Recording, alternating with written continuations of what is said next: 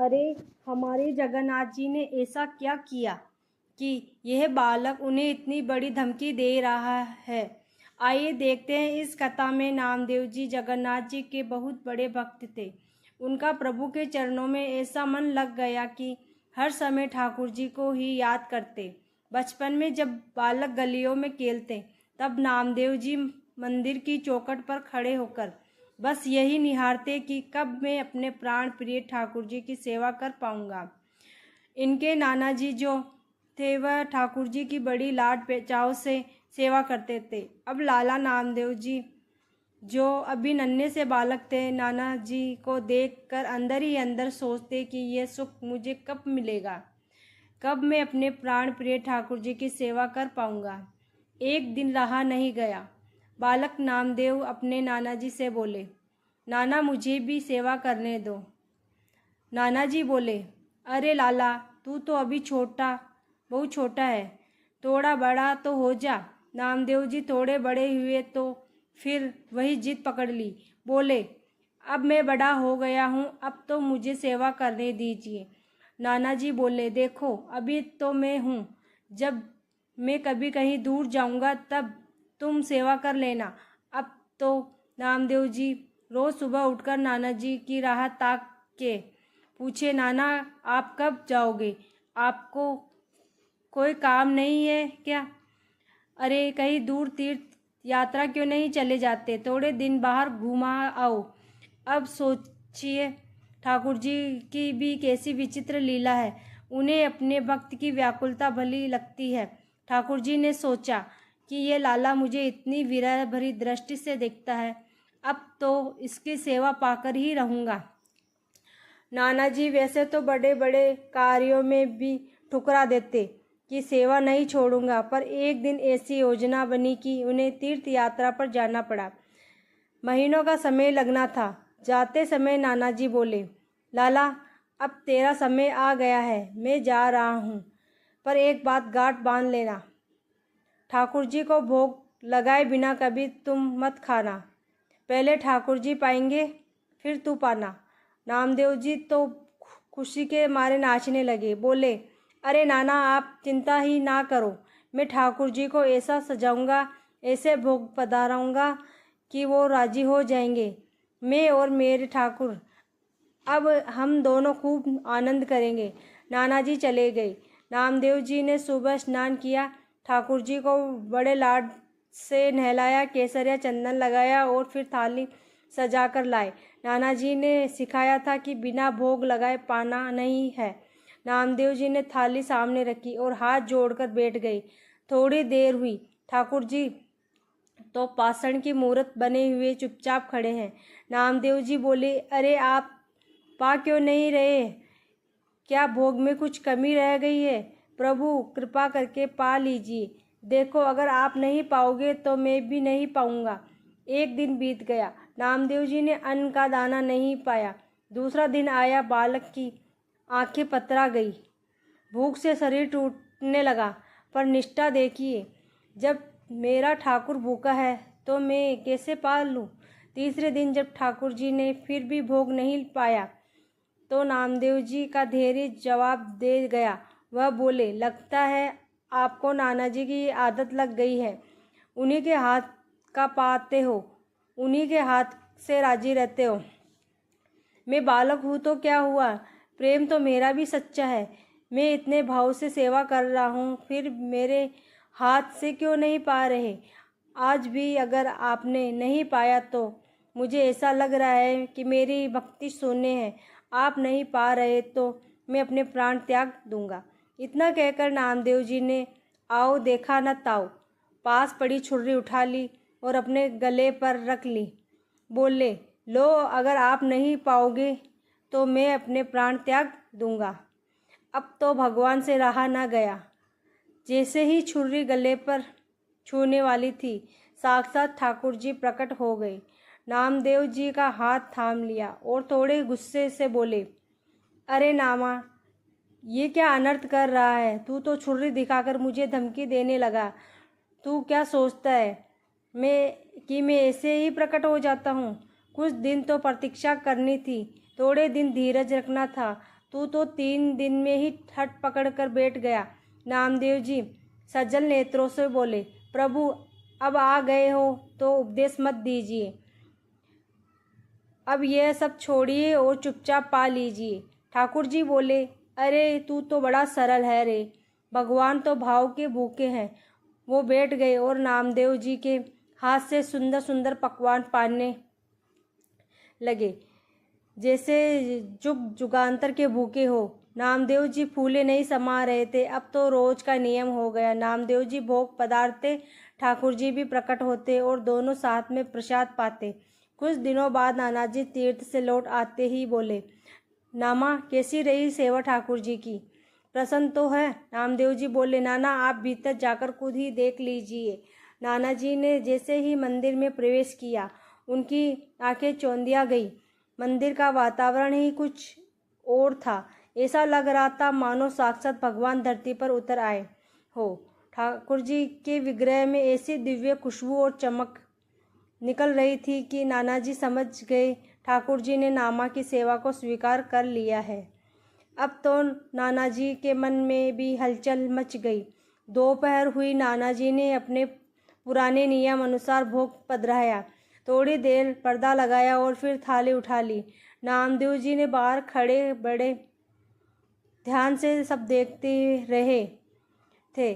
जैसे ही नाना जी ने थाली उठाई, नामा दौड़कर और बोले, अरे नाना ये क्या कर रहे हो? नाना जी बोले, क्यों, क्या हुआ लाला? नामदेव जी बोले, अरे ठाकुर जी ने तो अभी पाया ही नहीं और आपने थाली उठा ली। कम से कम उन्हें आराम से पाने तो देते, इतनी ही भी क्या जल्दी है? नाना जी चकित होकर बोले, बेटा भगवान तो भाव से पा लेते हैं, सामग्री तो वैसी की वैसी ही रहती है, यही तो नियम है। नामदेव जी बोले, नहीं नाना, मेरे साथ ऐसा नहीं होता है। मैं सब भोग पधराता हूँ तो ठाकुर जी थाली की जितनी सामग्री है सब साक्षात पाते हैं, एक दाना भी नहीं बचता। नाना जी को अपने कानों पर विश्वास नहीं हुआ। बोले, अच्छा ऐसी बात है तो फिर आज तू ही भोग लगा, मैं भी तो देखूं कि ठाकुर जी कैसे पाते हैं। नामदेव जी ने थाली रखी और बड़े अधिकार से पुकारा, आ जाओ प्रभु, जैसे रोज आते हो, जल्दी आ जाओ, आज नाना देख रहे हैं, देर मत करो। उन्हें भरोसा नहीं हो रहा है, पर ये क्या, ठाकुर जी नहीं आए। मंदिर में सन्नाटा रहा। नामदेव जी ने दूसरी बार पुकारा, तीसरी बार पुकारा, पर आज तो प्रभु जैसे पत्थर हो गए थे। नामदेव जी समझ गए कि आज प्रभु फिर परीक्षा ले रहे हैं। नाना जी के सामने उनकी लाज दांव पर लगी थी। नामा की आंखों में आंसू आ गए। वो बोले, अच्छा तो आज सबके सामने मेरा अपमान करना चाहते हो?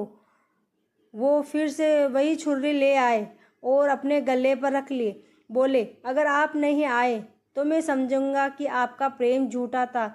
जैसे ही नामदेव जी व्याकुल हुए और छुरी चलने ही वाली थी, तुरंत ठाकुर जी साक्षात हाथ प्रकट हुआ। प्रभु ने नामा की कलाई पकड़ ली। नाना जी तो बस देखते ही रह गए। ठाकुर जी थोड़े गुस्से में बोले, नामा तूने बड़ा बढ़िया तरीका सीख लिया है, बार बार यह छुरी गले पर धरकर मुझे डराता है, मुझे धमकी देता है। अरे पगले, मुझे इतना कुछ छोड़कर तेरे पास दौड़ना पड़ता है। तू समझता नहीं, पूरे ब्रह्मांड का बोझ मेरे सिर पर है, कहाँ कहाँ से पुकार आती है, सब कुछ देखना होता है, पर तू तो अपनी जिद लेकर बैठ जाता है। नामदेव जी बोले, अरे अब मुझे क्यों सुना रहे हो? मैं तो आपकी सेवा करना चाहता हूँ। अगर आज नाना जी को दर्शन नहीं दोगे तो ये सोचेंगे कि मैं झूठ बोल रहा हूँ। जल्दी से नाना जी को भी दर्शन दीजिए। नाना जी ये सब देख कर सुध-बुध खो बैठे। उनकी आंखों से आंसू बहने लगे। जिस ठाकुर जी की सेवा में पूरा जीवन बिता दिया, उन्हें आज साक्षात बोलते और नामा जी से लड़ते देख नाना जी खुशी से भर गए। नामा ने अपनी जिद और सादगी से साक्षात प्रभु को प्रकट कर लिया था। नाना जी नामदेव जी के गले लगकर बोले,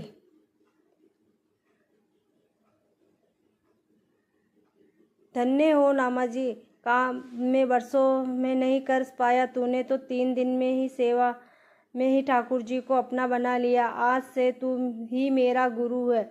अब सोचिए, ठाकुर जी तो आज भी प्रकट होने को तैयार बैठे हैं। कमी उनके सामने आने में नहीं, हमारे पुकारने में है। अगर भक्ति में नामा जैसी हट और भोलापन हो तो ठाकुर जी को बैकुंठ छोड़कर भक्त के पास दौड़ना ही पड़ता है। अब जगन्नाथपुरी में सर्दी की हल्की हल्की शुरुआत हो चुकी थी। रामदास जी, जो जगन्नाथ जी स्वामी के परम भक्त थे और सखा थे, मंदिर पास ही एक छोटी सी कुटिया में ठहरे हुए थे। दिन भर कीर्तन करने के बाद वे थक हारे अपनी खाट पर लेटे हुए थे। अभी उनकी आंख लगी ही थी। अचानक ए रामदास, ओ रामदास। रामदास जी ने करवट बदली। सोचा कोई सपना होगा। अरे ओ कुंभकर्ण के नाना, उठ जाओ, या अब मैं अपने शंख ध्वनि बजाऊं। रामदास जी हड़बड़ाकर उठ बैठे। कुंभकर्ण का नाना, यह कौन है? उन्होंने लालटेन की लो बढ़ाई और जो देखा तो उनके होश उड़ गए। साक्षात श्री जगन्नाथ जी खड़े थे। रामदास जी बिस्तर से गिरते गिरते बचे। और महाप्रभु, आप मंदिर छोड़कर यहाँ? अगर किसी पुजारी ने देख लिया कि सिंहासन खाली है तो प्रलय आ जाएगा। जगन्नाथ जी थोड़ा आगे से किसके और? अरे चुप रहो पुजारी, पुजारियों को सुला आया हूँ, मेरा मन नहीं लग रहा था। रामदास जी ने हाथ जोड़ लिए। प्रभु, अब क्या सेवा करूं? चरण दबाऊं या हाथ दबाऊं? ठाकुर जी बोले, सेवा नहीं, मुझे भूख लगी है, मुझे वो वाला माखन खाना है। कौन सा वाला? रामदास जी ने हैरान होकर पूछा। अरे वही जो पूरी में उस पार वो बूढ़ा गवाला माधव बनाता है। सुना है उसके गैया का दूध बड़ा मीठा है। मंदिर में 56 भोग में वो सौंधापन नहीं है। मुझे तो बस आज वही खाना है।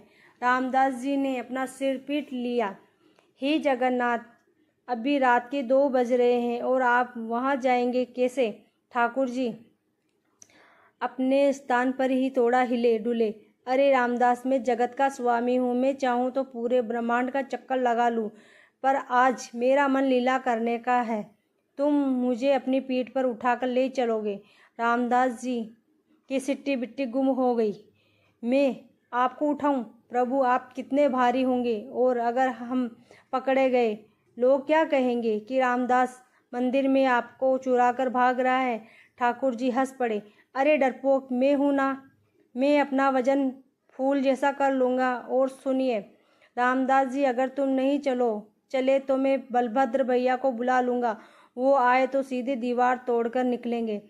अब तुम ही सोच लो। रामदास जी समझ गए कि हम यह मानेंगे नहीं। ठीक है बाबा, चलिए, पर आप हिलिएगा मत ज़्यादा।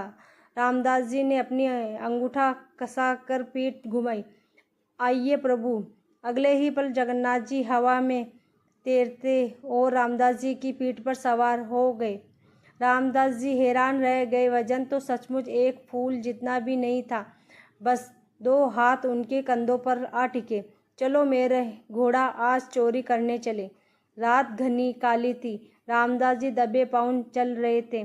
दृश्य बड़ा ही अद्भुत था। एक दुबला पतला साधु और उनकी पीठ पर स्वयं जगन्नाथ जी। माधव ग्वाले का घर आ गया। पीछे से घर के पीछे दूध दही का भंडार गृह था। दरवाजे पर बड़ा सा ताला लगा था। रामदास जी ने ठाकुर जी को धीरे से जमीन पर उतारा। लीजिए प्रभु, आ गए। अब क्या करें? ताला लगा है, हम इसे कैसे खोलेंगे? ठाकुर जी दरवाजे के पास खिसके। उन्होंने बस अपनी नज़र से ताले को एक बार देखा। खटखड़ाक, ताला अपने आप खुलकर गिर गया। रामदास जी ने दांतों तले उंगली दबा ली। वाह प्रभु, आपकी तो नज़र ही काफ़ी है। अंदर चलो, बातें मत बनाओ। ठाकुर जी ने कहा। अंदर बहुत अंधेरा था, लेकिन जगन्नाथ जी की मौजूदगी में वहाँ एक अनोखा आभास हो रहा था। प्रभु, आपकी वजह से सब साफ दिख रहा है। रामदास जी ने फुसफुसाकर कहा। चुप, वो रहा नीला मटका। ठाकुर जी मटके के पास पहुँचे। जगन्नाथ जी ने मटके को अपनी दोनों भुजाओं के बीच फंसाया और उसे उठा लिया। रामदास यह उठ गया। चलो भागो। दोनों चोर बाहर निकलने ही वाले थे कि अचानक माओ एक बिल्ली रामदास जी के पैर से टकराई। रामदास जी के मुंह से चीख निकल गई। हे भगवान! उसी वक्त घर के अंदर से ग्वाले की भारी आवाज़ आई। कौन कौन वहाँ? रदिया, लाठी लाना, चोर गुस्से हैं। रामदास जी के प्राण सूख गए। प्रभु, अब क्या होगा? आप तो दौड़ भी नहीं सकते। ठाकुर जी ने कहा, तुम मुझे उठाओ और भागो। रामदास जी ने झट से एक हाथ में मटका पकड़ा और दूसरे हाथ में जगन्नाथ जी को पीठ पर लादा और दौड़ लगाई। वह देखने लायक थी। पीठ पर भगवान, हाथ में मटका और पीछे लाठी लेकर ग्वाला, प्रभु आप बहुत भारी हो रहे हैं। अब रामदास जी हाँफने लगे। पाप का बोझ नहीं है पगले, यह माखन का लालच है। बस वो पीपल के पेड़ के पीछे छुप जाओ। दोनों एक विशाल पेड़ के पीछे दुबक गए। रामदास जी ने जैसे तैसे उन्हें अंधेरे में ढक लिया। ग्वाला बड़बड़ाता हुआ आया और वापस चला गया। वापस कुटिया में आकर माखन चोरी का उत्सव शुरू हुआ। मटका खोला गया। रामदास जी ने पूछा, प्रभु आप कैसे खोएंगे? जगन्नाथ जी ने कहा, रामदास तुम खिलाओ। रामदास जी ने माखन का गोला बनाया और ठाकुर जी के मुख में डाल दिया। अद्भुत! ठाकुर जी के गोले बोले। माखन उनके गालों पर और उनकी मुस्कान पर लग गया। और खिलाओ रामदास, यह चोरी का माखन है। दोनों मग्न थे कि तभी थक थक थक दरवाजे पर राजा गजपति की दस्तक। रामदास जी, दरवाज़ा खोलिए। रामदास जी ने कांपने लगे। प्रभु, राजा साहब अब तो मैं गया। आपके मुंह पर माखन लगा है। लोग मुझे समझेंगे मैंने मंदिर लूट लिया। तुम दरवाज़ा खोलो, ठाकुर जी ने कहा। दरवाजा रामदास जी ने कांपते हाथों में दरवाज़ा खोला। सामने राजा, गवाला और पुजारी खड़े थे। गवाला चिल्लाया, ये ही है वो मेरा मटका, इसी के पास है। राजा ने देखा, रामदास जी के पीछे खाट पर श्री जगन्नाथ जी विराजमान थे, लेकिन वह मंदिर की तरह सजे धजे नहीं थे, बल्कि सादे थे। और सबसे बड़ी बात, उनके पूरे मुखमंडल पर ताज़ा माखन पुता हुआ था। राजा गजपति के हाथ से तलवार छूट गई। पुजारियों की आरती की थाली गिर गई। महाप्रभु राजा घुटनों के बल गिर पड़े। आप यहाँ? तभी ठाकुर जी की आवाज़ आई। हाँ राजन, मुझे भूख लगी थी और माधव का माखन पूरी में सबसे अच्छा है। सब सुन रह गए। ठाकुर जी ने कहा, पर यह रामदास बड़ा डरपोक है, इसे तो साथ ले जाना ही बेकार था। पूरे रास्ते मेरी शिकायत करता रहा। माधव ग्वाला दौड़कर ठाकुर जी के चरणों में लिपट गया। प्रभु, आप मेरे घर आए, मेरे माखन के लिए आपने इतनी तकलीफ उठाई। जगन्नाथ जी ने कहा, अरे माधव, जो स्वाद तुम्हारे इस मटके में था और जो मज़ा चोरी में था, वो सोने के थाल में कहाँ? देखो, मेरा मुंह पोंछ दो, अब बहुत चिपचिपा रहा है। राजा और प्रजा सबकी आंखों में आंसू बह निकले। उस रात सबने देखा कि जगत के नाथ कैसे अपने भक्त के लिए, प्रेम के लिए चोरी करने भी जा सकते हैं। रामदास जी ने अपना माथा पोंछा और हाथ जोड़कर बोले, प्रभु आपकी लीला आप ही जाने, पर अगली बार सुदर्शन चक्र को भेज दीजिएगा माखन लाने। मेरी पीठ आज भी दुख रही है। अगर आपको जगन्नाथ जी की ये लीला पसंद आई हो तो लाइक, शेयर एंड सब्सक्राइब करना ना भूलें। Thank you.